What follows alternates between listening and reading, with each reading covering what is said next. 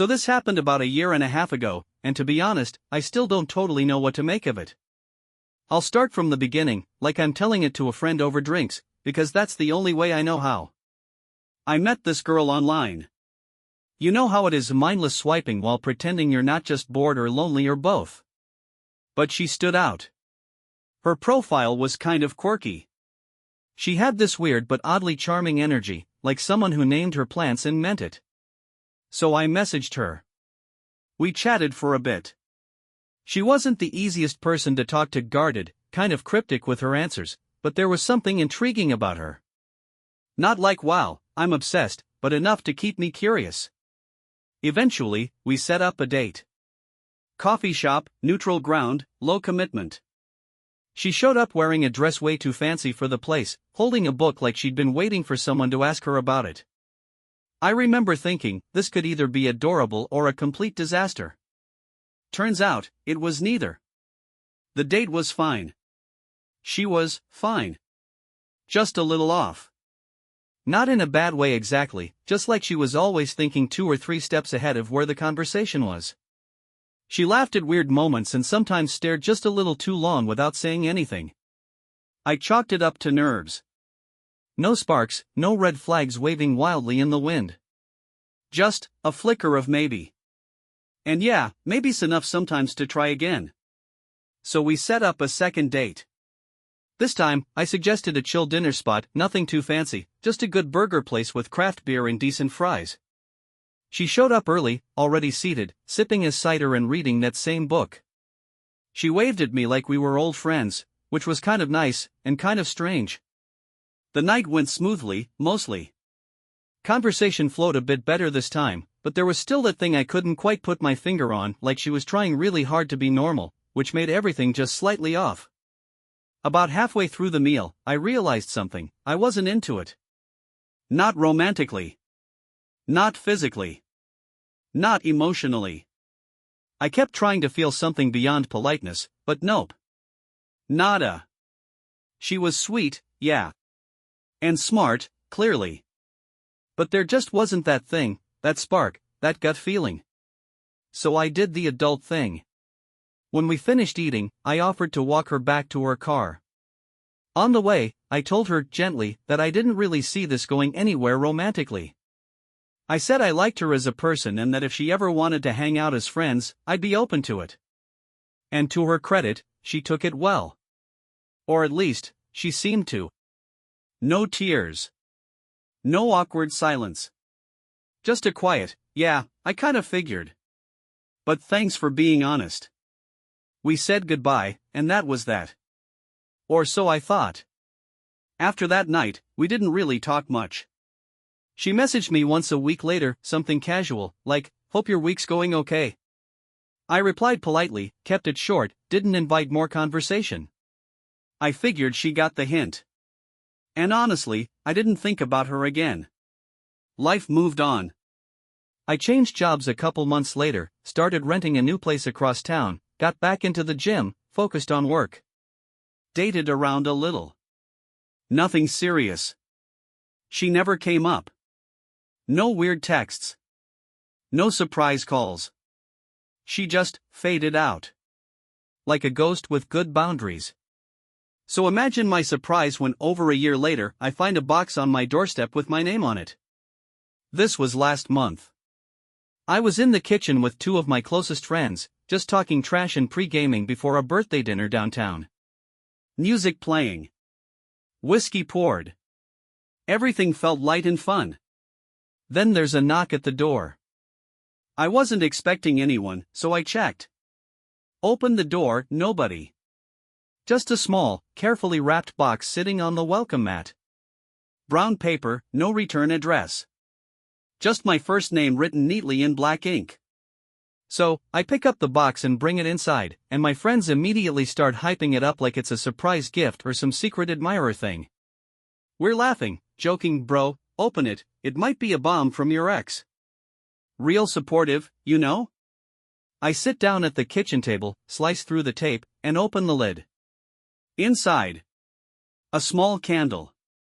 A tiny ceramic fox. A leather-bound notebook. And a card. Everything is, weirdly thoughtful. Too thoughtful. Like the kind of stuff you'd give someone if you really knew them. But here's the thing she shouldn't have. Not this kind of detail. The candle? It was the exact scent I used to burn in my old apartment. The fox? I had a dumb inside joke about foxes with my ex, not her. And the notebook? Identical to the one I carry for work notes, same brand, same color, even had a fake coffee stain printed on the cover, like mine. My friends are watching me, cracking less jokes now. Just kind of waiting. One of them asks, "Yo, who sent that?" I open the card. And I swear, my stomach did this slow, cold flip. The card was one of those generic ones with a watercolor flower on the front. No writing printed inside, just blank. Except it wasn't blank. There, in tiny, neat handwriting, same pen as the name on the box, was this message. I always knew you were special. I've been watching your journey, and I'm proud of you. This is just a little something to say I still think about you. Maybe more than I should. My blood ran cold. Like actual goosebumps on my neck cold. I read it twice. 3 times. The words didn't change. They didn't get less creepy. If anything, the more I stared at them, the more calm they seemed. That was the worst part, how calm it all was. Not a rant. Not some emotional spiral.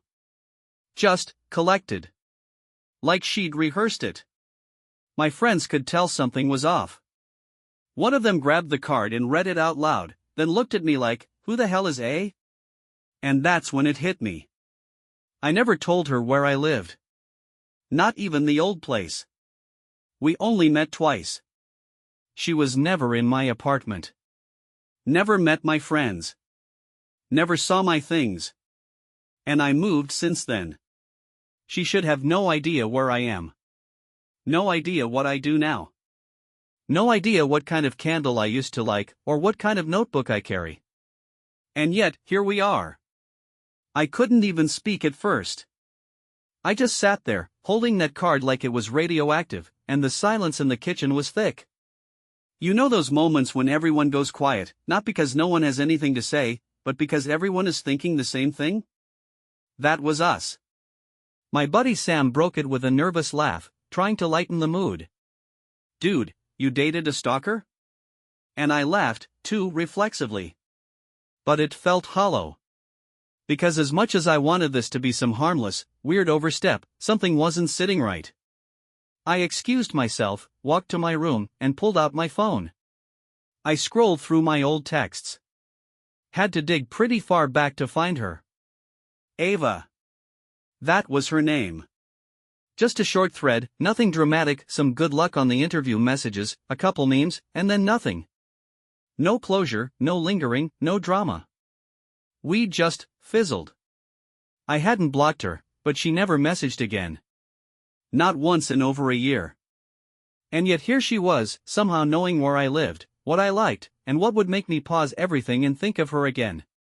That wasn't romantic. That was intentional. So yeah, now I'm in full paranoia mode. I sit back down with my friends and tell them everything, how we met, how we only went out twice, how we barely kept in touch after that. I even pull up her profile, but it's gone. Deleted, deactivated, vanished, whatever it was, she's not there anymore. And that makes me feel even worse. I check Instagram. Nothing. Facebook? Nada. LinkedIn? Surprisingly, yes. She had a lockdown profile, no photo, barely any info. But her name was there. Her full name. Which is something I don't remember ever asking for. So now I'm sitting there with my phone in one hand and this creepy, personalized gift box in the other, realizing that she's been way more invested in me than I ever was in her. And it's not like I've got this huge public presence online. I'm just a regular guy. My socials are private. My name's common enough to make me hard to Google. Which means, she went looking. Really looking. At this point, Sam says, "Dude, we need to check your place for hidden cameras." He's joking. I hope he's joking. But the thought doesn't leave my head. That night, I didn't go to the birthday dinner. I couldn't. I kept thinking about that box sitting on my kitchen table like it belonged there. So after my friends left, I did what any anxious, slightly unhinged guy might do. I started tearing through my apartment looking for signs that someone had been there. Nothing. No cameras. No trackers. No obvious signs of intrusion. But I still felt watched. So I turned my attention to my online life. I checked my Venmo history, my email filters, even old calendar invites. Nothing stood out until I got to my Spotify. Yeah. Spotify. There, under recently played, was a playlist. One I didn't make. Titled For You. Always. And it was public. Created by a user with no photo, no name. Just a string of numbers. The songs? All stuff I'd posted about in my stories, like, over a year ago. Obscure tracks. Deep cuts. One was a cover I mentioned liking once in a now expired Instagram story. There's no way this is a coincidence. I click the profile, and it's following exactly one person, me. That's when I feel it, that drop in your gut, like missing a step on the stairs. This wasn't some random memory box. She'd been following me silently. Watching my stories. Remembering everything I'd posted. Every little thing I liked, every habit, every detail. And the worst part? I had no idea. Okay, so now I'm not just creeped out, I'm angry. This girl had been keeping tabs on me for over a year without ever saying a word. Curating playlists. Sending packages. Somehow figuring out where I live. And I'm supposed to just let that slide? Hell no. So I try messaging her. I dig back into our old text thread, the one that had been dead for over a year, and I send a simple message. Ava, did you send me a package? No response. I wait an hour. Nothing. So I try again. Look, I don't know how you found my address, but this isn't okay. I need you to be honest. Still nothing. I go back to her LinkedIn. Send a message there. Again, nothing. But now I'm noticing something weird. Her page says she's working for a tech company in my city. That's new. Back when we met, she lived 2 hours away. I don't know if it's real, but if it is, it means she moved here. At some point. Quietly. Without ever telling me. And I start wondering. Did she move here because of me? Is that paranoid? Sure. But after everything, can you blame me? So I do the one thing I never thought I'd have to do for someone I went on 2 dates with. I call the police. So yeah. I called the non-emergency police line. I felt ridiculous doing it, like, what was I even reporting? A weird playlist? A gift box? A girl who might have moved to my city a year after 2 dates? But I explained everything to the officer on the phone. Told him about the package, the card, the oddly personal gifts, and how I never gave this person my address. I tried to keep it calm, but I could hear how tense my voice sounded. The officer was polite, patient. Asked if I felt in danger. And I paused. Because, no. I wasn't in danger. Not yet. But I also didn't feel safe. He said they couldn't do much without a direct threat or evidence of a crime, but he took down the details and advised me to file a formal report anyway to have something on record, in case things escalated. And then he said something that stuck with me. You'd be surprised how often things like this start out looking harmless. That sentence hit like a brick. Because that's exactly how this started. Harmless. A coffee date. A dinner. A polite no thanks. And now here I was, filing a report on someone I barely knew, whose presence had somehow stretched silently into every corner of my life. The officer gave me a case number and said if anything else happened, anything, I should call right away. I hung up and stared at my phone for a long time. And that's when I saw it. A new notification. From an account I didn't recognize. A DM that just said, "You didn't have to get the police involved." I felt the blood drain from my face when I read the message. It was from an account I'd never seen before. The username was just a string of numbers, no profile picture, no bio, nothing that identified who it was. And the message itself? Simple. You didn't have to get the police involved. I stared at the screen, trying to process it. My heart was pounding, and my hands were shaking. The account had no information, no way to verify who was behind it, but I didn't need to. It wasn't just creepy. It was chilling. I hadn't even told anyone about calling the police. It wasn't like I had posted about it, or talked about it with my friends. I'd barely had time to process it myself. But she knew. She knew I'd taken things further. She knew I'd made that call. And that meant she was still watching. Still there. I sat there, frozen, for what felt like an eternity. My mind raced through a million possibilities. Was she at my door? Had she been following me? Was there someone else involved? How long had she been tracking me? I debated what to do. Should I respond? Should I block the account? Was there a point in engaging with her anymore? But I couldn't stop myself. I typed out a reply. "Who is this?" The reply came almost instantly. "Does it really matter?" I deleted the message before I could say anything else. At that point, it was clear this was beyond some harmless infatuation. This was control. This was manipulation. She wasn't just someone I went on 2 dates with.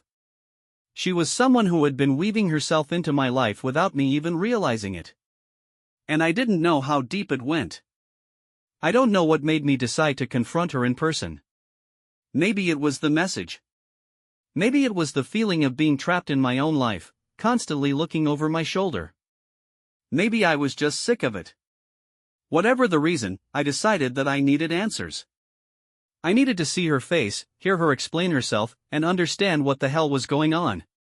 I started looking up the address I had for her. It was from when we'd first talked, something vague she mentioned about an apartment complex and a city near me. I found the building online and took a drive out there. The whole time, my mind was racing. What if she wasn't there? What if she was watching me right now, tracking my every move? What if I was making a huge mistake by showing up? But I went anyway. I parked across the street, waiting for what felt like hours. I didn't know what I expected. Her to open the door and apologize? Her to tell me it was all a mistake?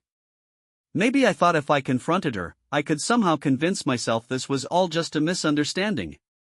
But there she was, standing outside the building, staring straight at me. I don't know how I knew it was her. I had only seen her in person twice, but there was something about the way she stood, almost like she knew I'd be watching. The same dress she wore on our second date, the same messy bun, the same calm, steady expression on her face. She didn't wave. Didn't call out. She just stood there. My heart pounded in my chest. I was frozen, unsure of what to say, unsure of what to do. This wasn't the same girl from the coffee shop or the dinner. This wasn't the quirky, guarded person I had met 1.5 years ago. This was something else. Something cold. Finally, after what felt like an eternity, I made my way toward her.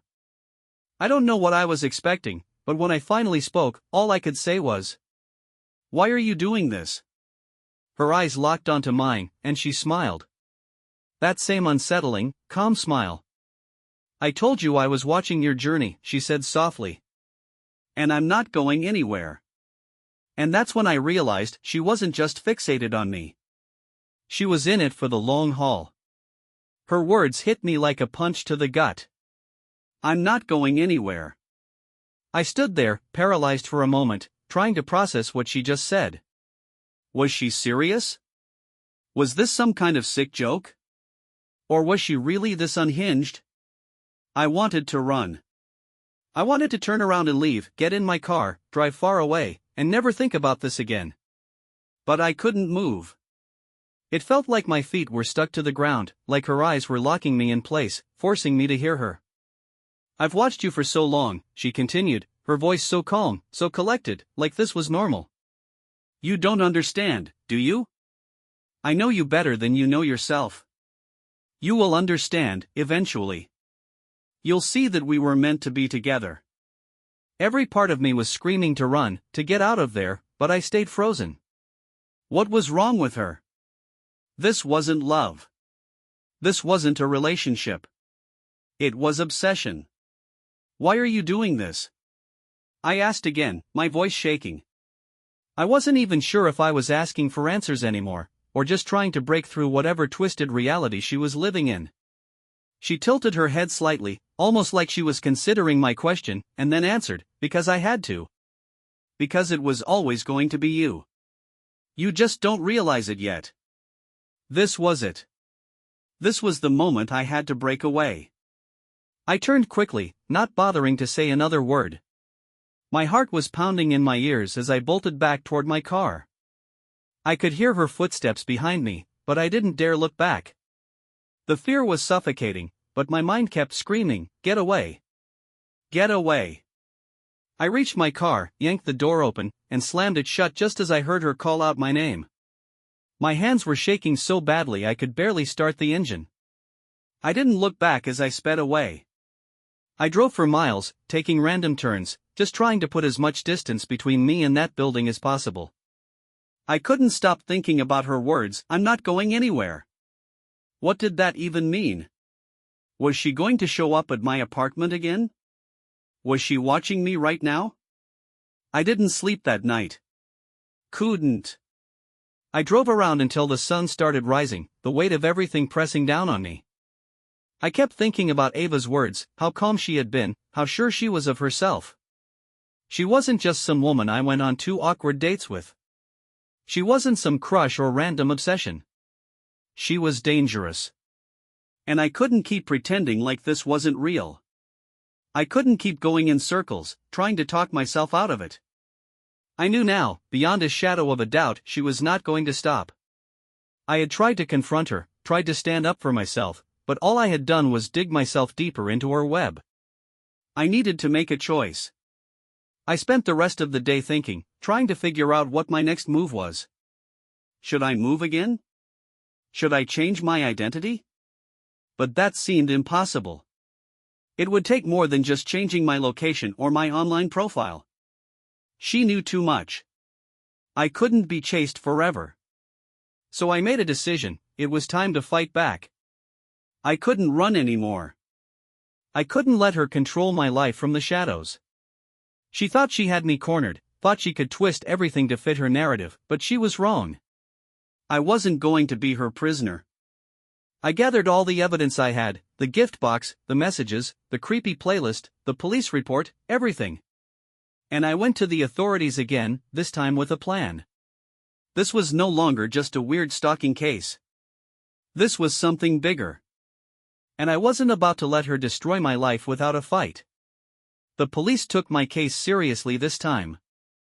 I think it was the evidence that made them act quicker, those messages, the stalkerish behavior, and the clear obsession she had with me.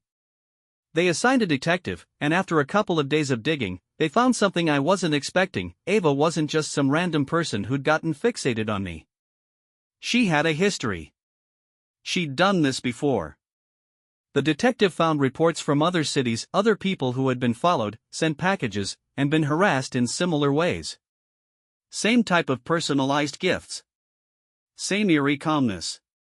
Same pattern. And what was worse? Ava had been using fake identities to stay off the radar, changing her appearance, her name, and even moving locations every time someone got too close to figuring out who she really was. She was a professional stalker. But she wasn't untouchable. Not anymore. They had enough to issue a warrant. When they came for her, it wasn't a quiet arrest. She wasn't surprised at all, she was expecting it. The police found her apartment, and she had all kinds of journals. I never read them, but I knew enough from what the police said. They were filled with notes about me. About everything I'd done, everything I'd posted. A scrapbook of every interaction we'd had, meticulously detailed. When they brought her in, they said she didn't resist. She looked at me in the holding room, and for the first time, she seemed almost sad. Disappointed, even. She didn't seem angry. She didn't beg. She just stared at me with that same calm expression she always had. And that's when she said it. "I told you, didn't I? I always knew you were special." The weight of everything hit me then, the fear, the confusion, the anger, the hurt. But there was something else, too, relief. For the first time in a long time, I felt like I could finally breathe. I was free. That's the end of the story. Looking back, it's hard to believe everything that happened. I didn't want to be involved in someone's obsession, let alone become the center of someone's delusion. But the one thing I learned from all of this is that sometimes, you have to take control of your own life, because no one else will. If you find yourself in a situation like this, please don't hesitate to call for help. Trust your instincts, and never, ever feel like you're overreacting. People like Ava don't give up. But you don't have to let them take over your life. Stay safe out there.